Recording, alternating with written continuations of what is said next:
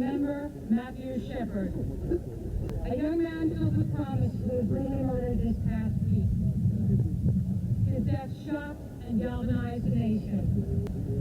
But as evidenced by the extraordinary outpouring of grief, his short life has and will forever touch us. Matthew Shepard is not the first gay man to be murdered for who he is. Tonight, we say he must be the last.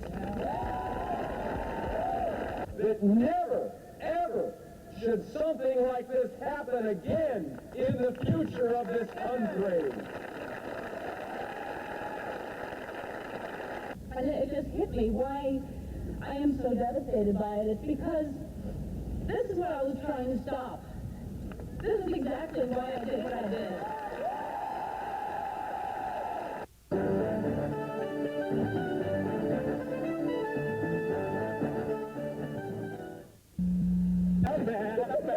That move. How could you drop that pass? You moved again, man. What do you think you were doing? Hey, what, man? I just said I was bad. Is that two guys over there? No way. It is, man. Sick. Hey, fellas. You ready? Come on over here. Gay men have become the #1 target for hate crimes in Los Angeles. Leave us alive,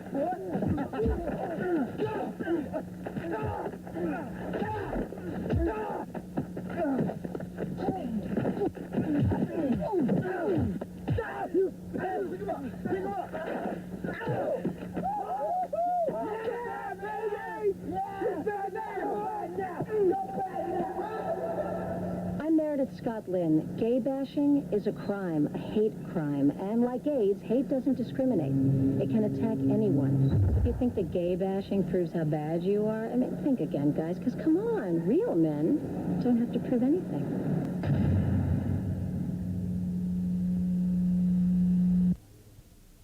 Matthew has brought us all together tonight.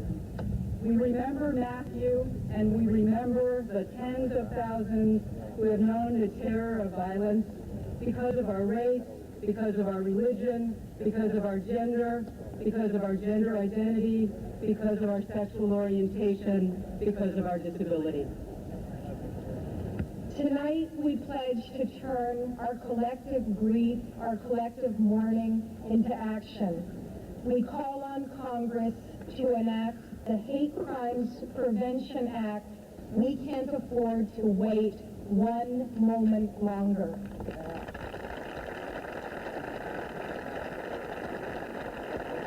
And now to welcome you to Washington, the amazing Representative Eleanor Holmes-Norton.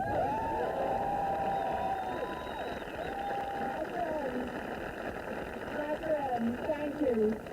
On behalf of the people of the District of Columbia who have enacted the strongest human rights and the strongest hate crimes prevention legislation in the country, I welcome you.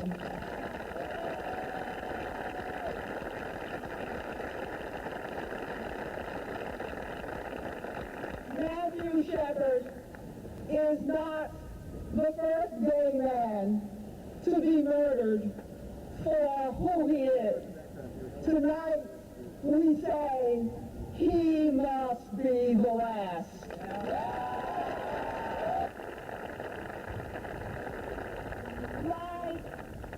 Like some sort of primitive people, our country has seemed to demand human sacrifice before expanding human rights. The only thing worse than human sacrifice is not responding to human sacrifice.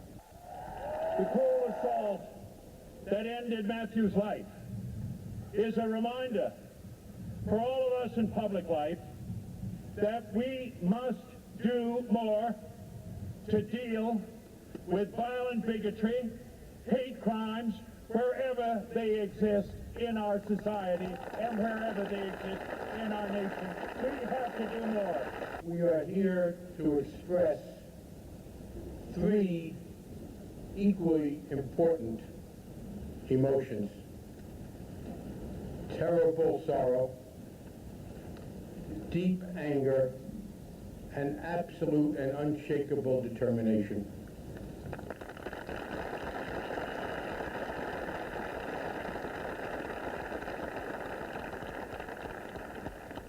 The bigots of this country must understand that murdering Matthew Shepard will do no more to drive us back into the closet than any other tactic that they have engaged in.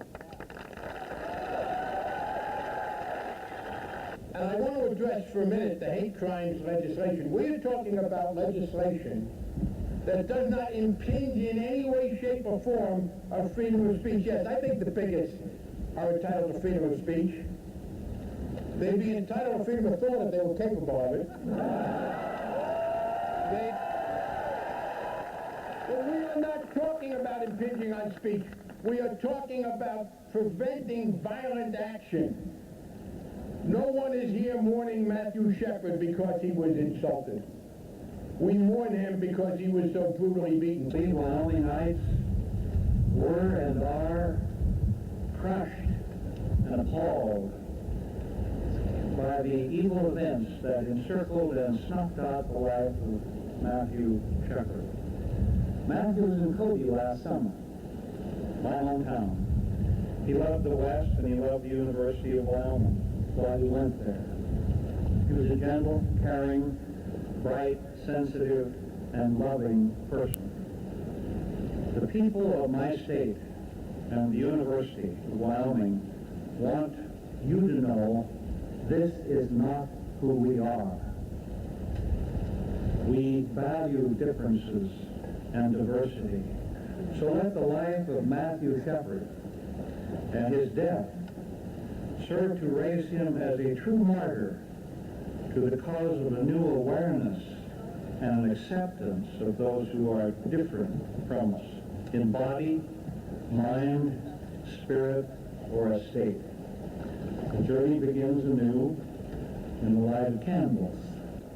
As Matthew's parents said, he would not have wanted the actions of several evil individuals to speak for the entire community. But the fact that this type of crime still happens all too often in 1998 says a lot about the America that we live in today. We still have a long way to go in our nation to make sure that hatred and intolerance are banished from our country, from our big cities to our tiniest towns, that never, ever should something like this happen again in the future of this country.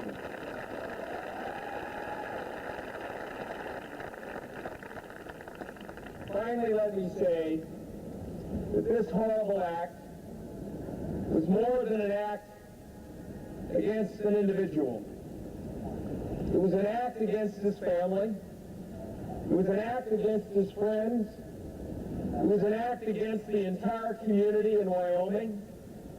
And it was an act against all of us, everywhere else in America.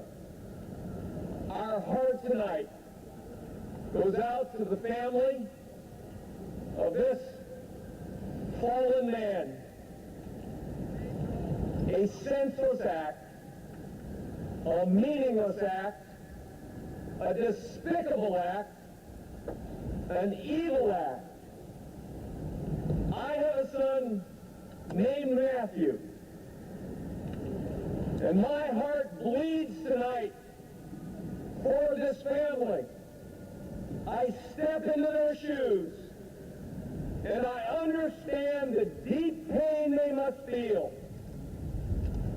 We as a nation and as individuals coming together on the Capitol steps of the citadel of democracy, stand tonight in silence, in prayer, that his life will not be in vain, but will mean that we can take action as a people to see that this never happens again. I ask you to bow your heads for a prayer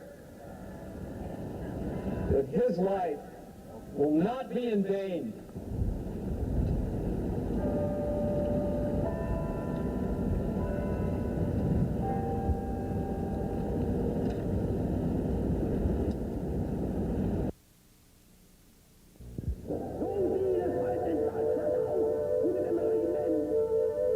Some people beat up people they don't like. They hunt them down, torture them, sometimes even kill them. Gay bashers aren't always famous, but they are always dangerous. If you know a gay basher, turn him in, or someday he may decide he doesn't like you.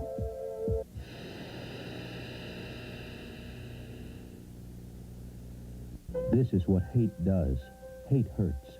Every day, law-abiding citizens are beaten or even murdered because they are lesbian or gay. There's not a fair shot at a job or unbiased, affordable health care. Brave in battle, their sexual orientation alone permits a bigoted military to kick them out. Most believe there should be some way to stop this prejudice, yet often our government is afraid to act. We need to guarantee now equal rights for lesbians and gays. America, let's be fair.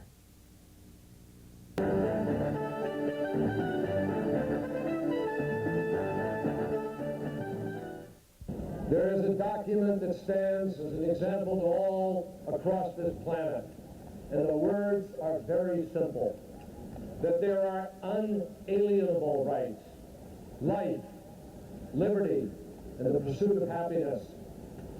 And when two high school dropouts on a dark road, Laramie Road in Wyoming, stole life, liberty, and the pursuit of happiness, they didn't just attack Matthew Shepard. They attacked every single one of us as Americans and as human beings.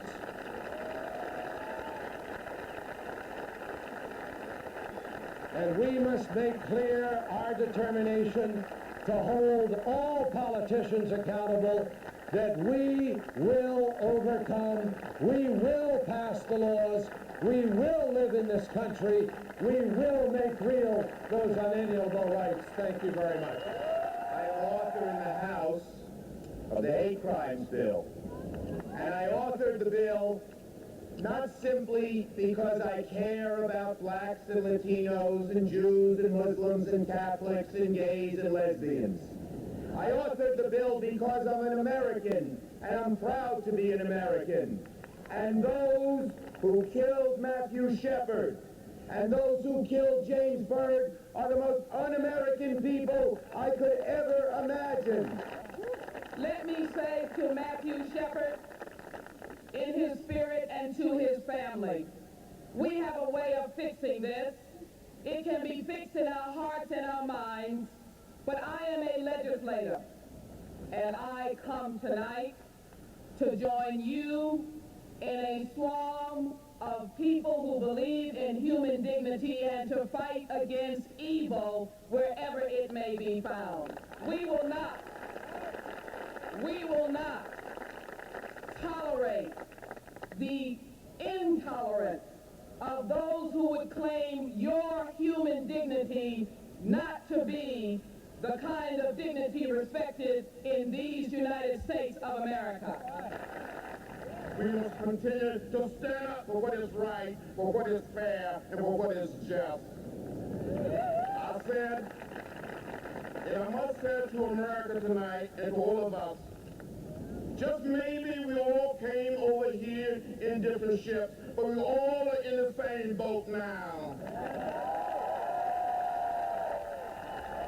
Matthew Shepard must be looked upon as one who gave his life, as those who gave their lives during the early days of the civil rights movement. And his life must not be in vain. Thank you.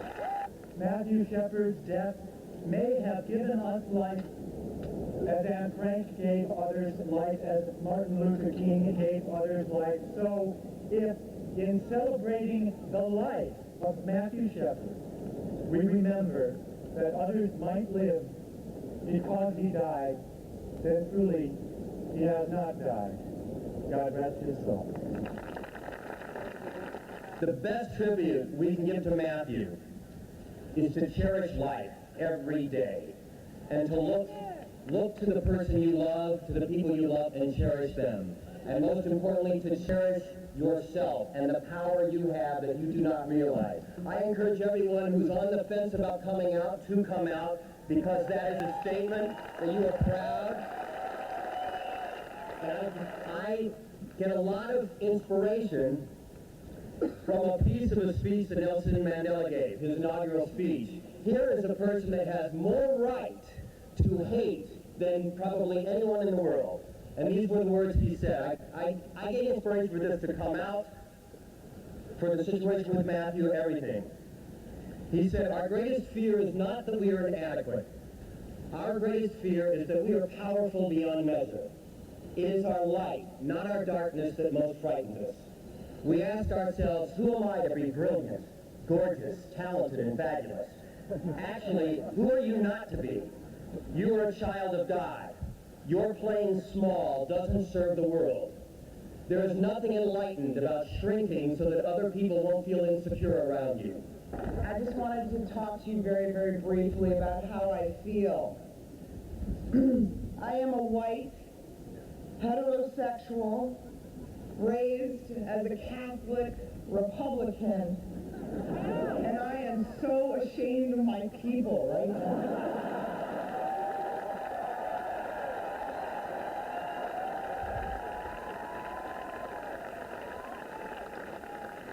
I'm sorry, Daddy. Something about Matthew Shepard. I was just talking to Alex, Matthew's friend who's here. I just somehow feel like, I don't know, that like I would have loved him. Does anybody else feel that way? Something about him, he just seemed to love life and embrace life, and I am so honored to be here and very, very sad that I have to be here. I can't explain why Matthew Shepard's death has affected me so deeply. I just know that I have been sobbing for 4 days, and I am so sick of crying, and I don't want to ever have to come back here because of someone else's death.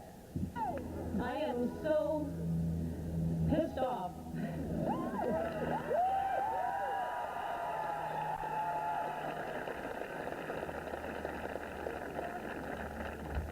I can't stop crying. Love you, Alex! You know, I mean, I know we all feel the same way, and I'm here, and you know, he's got his two close friends here, and I don't even know him, and I'm thinking this is just really selfish of me. I mean, pull yourself together, and it just hit me why I am so devastated by it. It's because this is what I was trying to stop. This is exactly why I did what I did.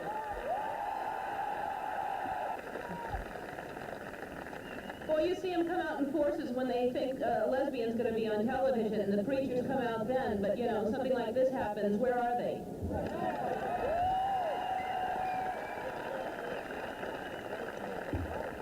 I've been trying to figure out how to put into words what I want to say. My thoughts are that this world we live in today is filled with hate and darkness. Matthew Shepard was not the first hate crime. It happens every day. There are 2,500 reported this year. Many go unreported because most gays and lesbians are still in the closet for fear of this exact reason. When 3 white men dragged James Byrd Jr. behind their truck and killed him just because he was black, I felt the same way. I don't see full-page ads saying, stop the hate, stop the violence. These same evil, idiotic, so-called God-loving people who use the Bible to justify their hate, I'm sure still feel deep down that blacks aren't equal to whites, because the Bible was also used to justify slavery.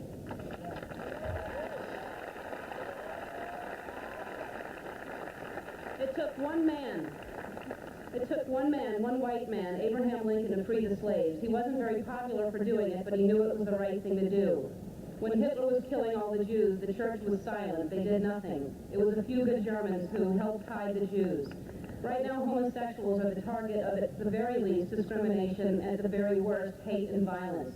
So I'm begging heterosexuals to see this as a wake-up call to help us end the hate. Please raise your children with love and non-judgment.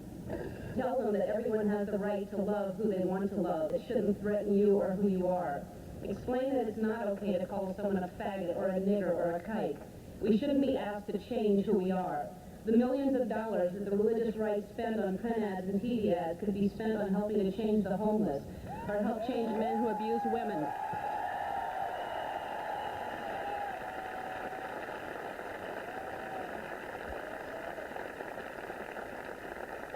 Matthew Shepard wasn't hurting anyone. He was a good person, a gentle soul who was tortured to death. He's with God now, who I'm sure is crying. My torture goes on every time I think of what those boys did to him, just because he was gay. When will we learn? Just because someone's black, just because someone's Jewish, just because someone's gay. This is a war. We need your help. Please search your hearts. Think for yourselves. Be on the right side, the side of love and compassion. Thank you very much.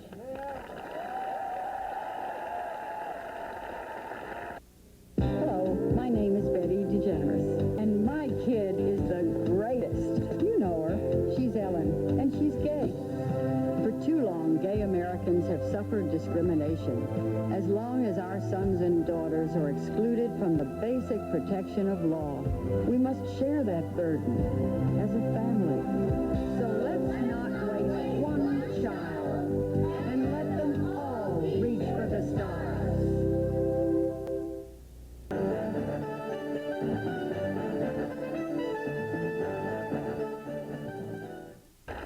Mr. Trent Lott, Mr. Newt Gingrich, Mr. Jerry Falwell. How many Christs must bear the crosses until we learn that we are all children of God?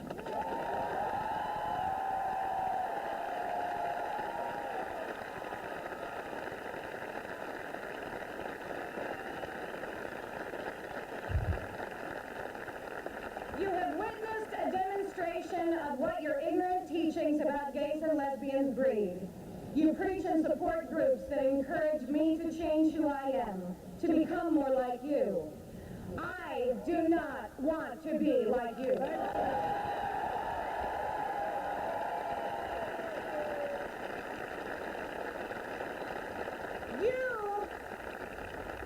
You are the abomination in the eyes of my God. I do not wish to cross over to a group whose foundation is hatred. That spiral is headed down, and Matthew Shepard's death is your proof. Today was a normal day at SMYAL. This morning we had a young person, a young gay man, come to our center having run away, reaching out one last time before he decided whether he was going to take his own life.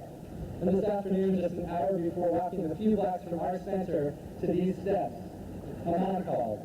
And she told me that her 16-year-old lesbian daughter yesterday was beaten unconscious while leaving her high school.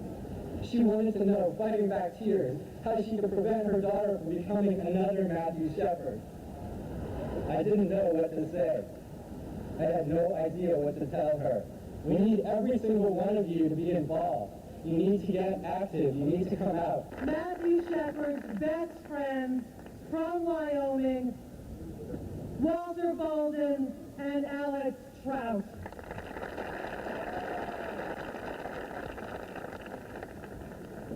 I would just like to say that it's an honor to be here, and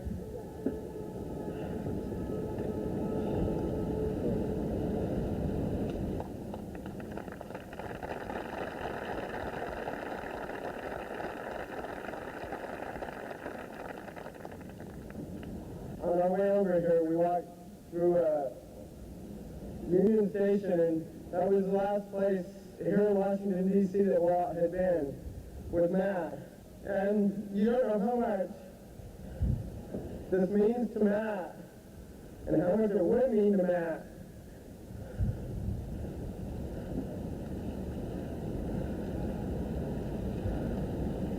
appreciate everybody being here. Now, here's Walt.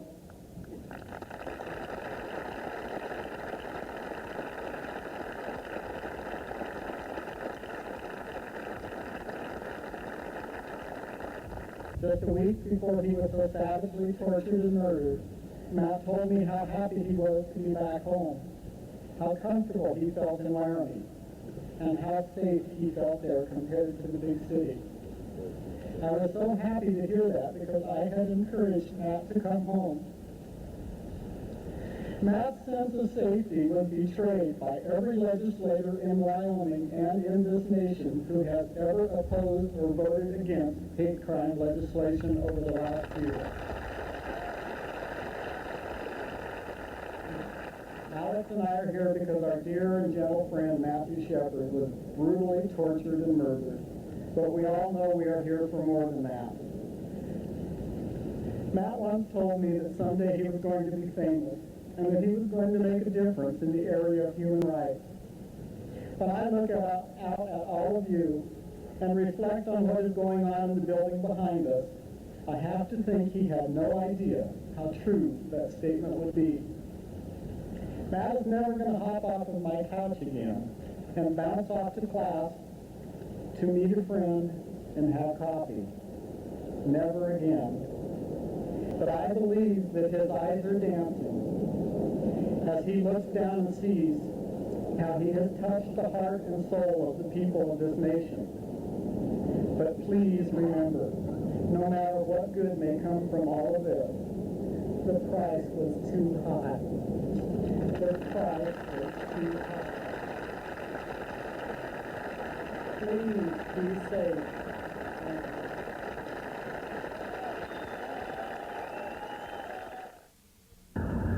You can be anybody that you want to be.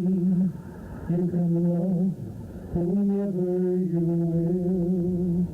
You can travel in country where your heart bleeds, and know I will love you still. You can live by yourself. You can gather friends around. You can choose one special one, and the only measure of your words and your deeds will be the love you leave behind.